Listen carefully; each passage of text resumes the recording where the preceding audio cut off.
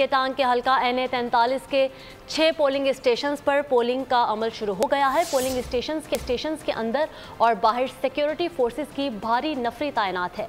Polling का अमल शाम 5 बजे तक बगैर किसी वक्फे के जारी रहेगा। सिक्योरिटी वजूहात के बिना पर 6 पोलिंग स्टेशंस पर पोलिंग नहीं हुई थी। JUI के उम्मीदवार की दरख्वास्त पर पोलिंग हो रही है।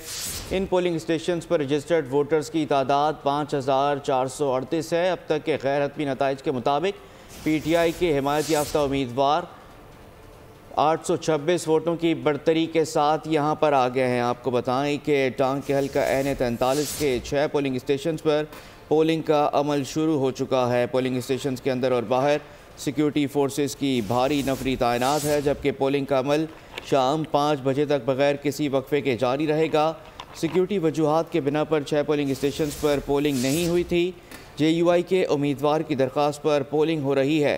इन पोलिंग स्टेशंस पर रजिस्टर्ड वोटर्स की तादाद 5438 है। अब तक के गैर हतमी नताइज के मुताबिक PTI के हिमायत याफ्ता उम्मीदवार दवार खान कुंडी को 826 वोटों की बढ़तरी हासिल है।